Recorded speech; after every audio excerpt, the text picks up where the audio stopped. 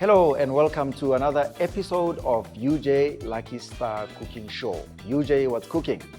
The University of Johannesburg has partnered with Lucky Star, South Africa's popular food household brand since 1959, to bring you the best way to cook better, affordable and delicious meals. Whether you're a parent or a student looking for best and different ways of cooking a tasty pilchard, making mouth-watering salads and or trying out new dishes, this show is for you. In this series of our UJ Lucky Star Cooking Show with STH, we will have meaningful conversations that leave you inspired to do more in your space and of course cooking up a storm using the best quality Lucky Star products such as pilchard, tuna, chakalaka, beans and corned meat. These products offer various flavors from the zesty hot chili and peri-peri to finger-licking sweet chili and tomato sauce for a homely, aromatic, delicious meal. This is UJTV. In today's episode, we have Lehlohonolo Majoro, a UJ alumnus from the Faculty of Health Sciences and a South African footballer who played as a forward for several Premier Soccer League sides and the South African national team. Food is a powerful social connector, bringing people together and shaping cultural norms through shared meals and traditions. It plays a significant role in building relationships, strengthening communities, and even impacting individual well-being. And we aim to achieve exactly that with Lehlohonolo Majoro in this episode. Majoro made his official debut in 2010 at Amazulu. He made his debut for Chiefs in a Vodacom challenge, winning 1-0 over Tottenham Hotspur. He also scored on debut only after 2 minutes after an accurate pass from the left foot of Bernard Bakker. He went on to be the club's top goal scorer with 10 goals that season. He made his debut for South Africa on 14 May 2011 against Tanzania in an international friendly. So where did it all start? Let's look at where he started and where he ended. From 2002 to 2005, he played for Manyatseng United Brothers in his hometown. From 2005 to 2006, he played for the University of the Free State and Bloemfontein Young Tigers. At UJ, he joined us from 2007 until 2009, before heading to Highlands Park in 2009 and 2010. In his career, Majoro has also played for bigger professional teams right here in South Africa, playing for Amazulu, Kaizer Chiefs, Orlando Pirates, Cape Town City, as well as Bidvest. I'm quite excited to have Majoro in our midst, and I hope you will enjoy this conversation. My brother, welcome to the show. Mr. H2O. In today's episode, of course, we're going to be cooking a very nice meal, and we've got Chef Dak Mombeck from the UJ School of Tourism to tell us more about what we are cooking today. Chef, how are you? I'm very good. Thank you for having me, Colin. Thank you. I see you prepared a very nice recipe for us. Before we go into the recipe, can you please just tell us a little bit about your role here at the UJ School of Tourism?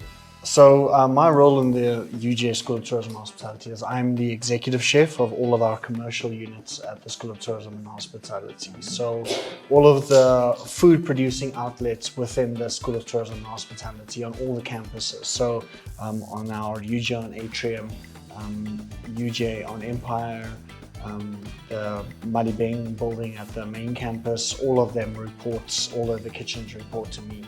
I oversee all the kitchens in all of these departments. So all this nice food that we eat during the events, the conferences, etc., it's coming from you. Yes, okay. And when it's bad, it's also unfortunately my responsibility. I've never had a bad experience. Excellent. And I'm happy we've got our guest here, Lehlohonolo Majoro. Hopefully you're going to help him make a very tasty meal. The nice part about it, Lehlohonolo, is that you're going to taste the food. So if you cook something that is going that way, you're going to taste it. But I hope you cook something that's going forward. I have chef. Everything is going to be covered. Nice. Yeah. So chef, please take us through what are we cooking today, or what are we making, and how can he make that possible using your ingredients? So what we're going to do today is we're going to make a classical student meal. We're going to make nachos, but we're going to do it a bit healthier. So we're not going to use corn chips. We're going to use fresh vegetables that we're going to make, that we're going to air fry, so it's nice and crispy. So rather than the normal corn chips, we're going to use the air fried vegetables. So we're going to use beetroot, we're going to use sweet potato, we're going to use carrots, and we're going to build our nachos on top of that. And on top of that, what we're going to do is we're going to make a hash, which is a mixture of fried vegetables, and then we're going to use the Lucky Star ingredients. So we're going to use the corned meat, and then we're also going to use the sardines for people who don't eat meat. And then we're going to put it on top of our vegetables, and then we're going to just put some cheese on it, and then we're just going to put it in the oven just for a little bit, just to melt the cheese, and then that's it. So it's a classical American fast food student meal, but we're going to make it a bit healthy today. Okay. It's totally different from my experience with Lucky Star. We always eat that. As we used to take like Lucky Star, put it in the fry, and then I used to mix it with the eggs. Oh, yes. So it was like less than 10 minutes, we are done. Yeah. So what you're saying, you'll have to take me step by step, Chef. Excellent. Let's do it. And the most exciting thing about this is that all these recipes that we are recording in these different episodes will be available in a handheld book that you can use to make those meals as a student. So yeah, let's get cooking.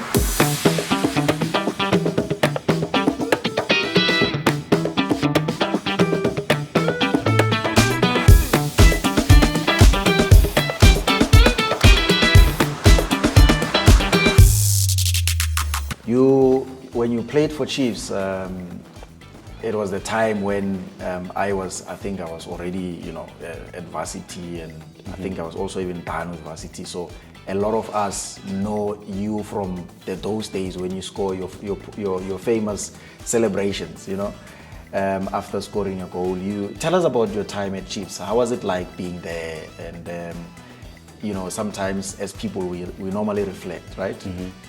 On some of the journeys that we've taken in the past. You think from a young man that grew up in Ladybrand in Free State, and then you went on to play for all these different teams, University of Free State, and then Amazulu, and then UJ, and then now you're here at Chiefs. You know that the club has a rich history of professional legends, like Dr. Kumalo. You mentioned them, right?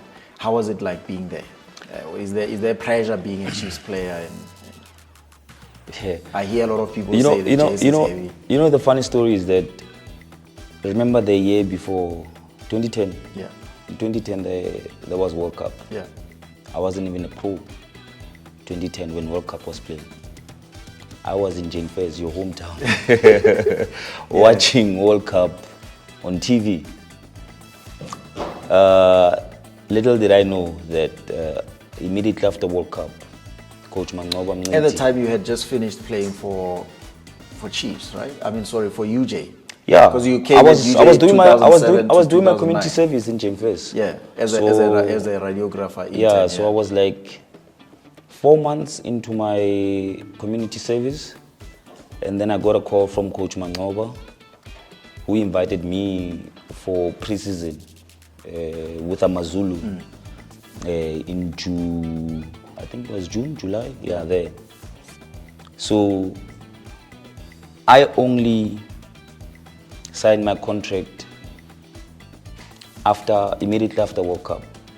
And the funny story is that from watching them, Bafana Bafana, on TV during World Cup, fast forward to August the same year, I was in camp with them while I was playing for Amazulu. Oh, yeah. So I only played for Amazulu for 2 months, and I got my first national team call-up. So that means you were that good, eh? I was with the guys that I was watching on TV just a couple of months ago, and going to your question of how it was, I got to experience pressure at its highest level there at Bafana, because I saw the likes of Steven Pinar, Tekumudise, Shaba, Kuni, all those guys that played in the World Cup. I was there with them. So fast forward at Kaizer Chiefs, I already knew them. We knew each other from national team, so it wasn't that difficult for me to adjust and fit in. But I think it was a blessing in disguise for me to have joined Kaizer Chiefs with such big names. Yeah. Your name, of course, became a household brand in South Africa, and it's no doubt that a lot of kids that follow football in South Africa, they know your name and they follow you. So maybe before you turned professional, obviously you played for Tigers in Bloemfontein, you played for the Free State, the University of Free State. Then you came to UJ. The essence of our conversation is to maybe influence the youth, particularly the players who are here at UJ, as student athletes, to turn professional like you. Of course, some of them will carry on to follow their careers that they are here studying those qualifications.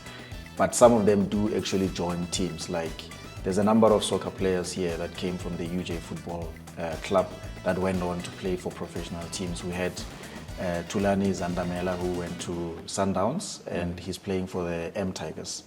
Then we had... I think he was one of the first ones. Yeah. That 10 Pro. I remember him because I used to play against him. Yeah. Thulani Zandamela was playing in 2021, 2022. No, there's a boy that I used to play against. I think he was from UKZN. Is it? He was one of the first players from varsity to sign for Sana. Yeah. I think it was 2007-8. Yeah, that might be a long time ago. Yeah. So the most recent ones is Thulani Zandamela went to Mamelodi Sundowns. Tristan Nikitaridis, he was a striker, a taller striker here at UJ. They are the guys that won the first varsity football tournament for UJ in Pretoria, just after the COVID-19 pandemic. So, and then we had, of course, other guys that went on to, so Tristan played for Baroka FC, right? And we've got now currently Puleng Bapela, who's playing for Pirates DDC. He's good. He's very good. Yeah, I know him. And there's a number of other players who also went to other teams, of course. What is it like to be a student athlete who can turn pro like that, and what does it take? Of course, you have to be talented and you have to be in the right places, speak to the right people or the agents. But what else do you think students need to do to excel at university level and be noticed out there to play for professional teams? You know, I always say you play as if you play in your last game, because you never know who's watching on the stands. I'll tell you how I got scouted, and I get this question a lot, where people ask for a connect or whatsoever. How I got scouted by Coach Mangoba, I was playing these varsity games. We were playing in Durban in the final against University of Limpopo with UJ. So we lost, by the way, that game, 1-0 I think. But I was playing, not thinking about being scouted. I was playing representing my team. I was playing for UJ to win at that particular time, together with my teammates, because I believe the team that we had from 2007, 8, 9 was one of the greatest teams that UJ has ever had. I don't know about other years, but the talent that was there and the commitment, the team spirit that we had within that team. So is the ladies team also. Like we were one. So I got scouted while I was playing the sport that I love, doing what I love, which is playing soccer.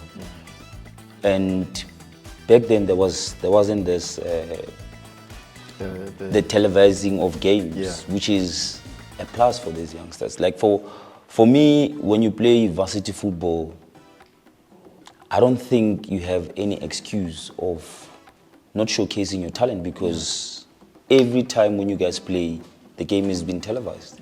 I always say to people, my teammates in professional football, I always tell them about players that I believe they never gotten an opportunity to be in the PSL sector. I know a lot. A lot of those. And in that we know them from the townships. Exactly. Even from the varsity football teams that participate each year in, year out. Of course, there are those that get scouted, and now there's opportunities for them as well. They get, when they finish top of, if they excelled, they get called to go to Cape Town City, one of your former teams, to go and spend time with the professional players there. It happens both with the ladies teams and the men's teams. So yeah, the opportunities are endless. Yeah, no. For now, like I don't see any reason why most players can break into PSL, more especially with PSL teams having DDC as their reserve team. So if you are that good, then you will obviously get to DDC, and then there's a boy from Davidton called Tsiki Ntsabeleng. He plays for ML side, one of the teams in America. So he's still even playing there now. I saw he was changing teams, signing from this place to that place. But he's been there for I get an opportunity to go there. 2007, when I did my first year with UJ after moving from UOPS. The very same year, I was the top goal scorer and the player of the tournament. There was Wilson something college in Kentucky. It was myself and Mukhasha from UJ. They wanted to give us a scholarship. So what happened? Then I denied that, man. Like I could never do first year, 3 years in a row. Remember, like from moving from University of Free State, and then I came to UJ. Then I did my first year again, even though I did first year at UOPS. Then I did my first year. After passing my first year, the same December, I got a scholarship to go to Kentucky. And then they didn't have radiography that side. So that means I would have went and did first year again. And I said to myself, something else. To do something else. Have you, okay, speaking of radiography, you studied radiography at UJ. And of course, we spoke about you doing your time as an intern radiographer in Jane Fest at the Jane Fest Hospital there. Why that career choice? Why did you choose to do radiography? Here's the thing, like, you know, as kids, we always have dreams. And we had this belief of when you work at the hospital, like you are working either as a doctor or as a nurse. So the only profession that we knew growing up was working at the hospital. You could either be a doctor or a nurse. Only when we did the career exhibition, like at grade 11, I found more about hospital opportunities. And truth be told, my first option was optometrist. I wanted to be an optometrist. The second one was radiography. And the third one, and I thank God I didn't do it, was physiotherapist, because I couldn't see myself massaging people every time. Especially since you're in sport, maybe you could. I saw footballers, like how they abuse the physiotherapist there, because like every morning when you get there, you have to help people heal their injuries. I'm stiff, you see. So I thank God I never did that. So for me, I always wanted to work at the hospital. So it has always been my thing. And those three, that I've fallen into any of them other than physio. What was the influence for you to choose radiography? Was it always because you just wanted to work in a hospital, or was there somebody from your community that you No, actually, like I was the first one to be a radiographer from Lady Brand. From Lady Brand, as far as I know. But I know a lot of people followed after that. But the other thing with radiography, you got paid from first year while studying. As a student? As a student. Oh, okay. There was a stipend that you get for being... Were you funded when you were studying at UJ, or were you self-funded? No, when I came here, I came with sports bursary. Remember, they took me from the Free State, and then I came here. Thank God my parents never had to pay a cent, thanks to the talent. Okay. Interesting. And that's it. We have more exciting and engaging conversations with UJ guests and friends of the university from all walks of life. This is all we had for today's show on What's Cooking UJ, with our beautiful and talented guest, Lehlohonolo Majoro, right here on UJTV. We hope that you have found this episode enriching and that you will be cooking up a storm in your kitchen as you forge ahead with your work and your studies right here at the University of Johannesburg. Be sure to catch another episode of What's Cooking UJ next week, Friday at 12 midday. Please subscribe to the UJ YouTube channel and follow us on all social media platforms, UJ Sports, Lucky Star, the School of Tourism and Hospitality, as well as the Center for Ecological Intelligence. For more inspiring daily content, keep cooking with UJ Lucky Star to enjoy the great taste of home. Ciao.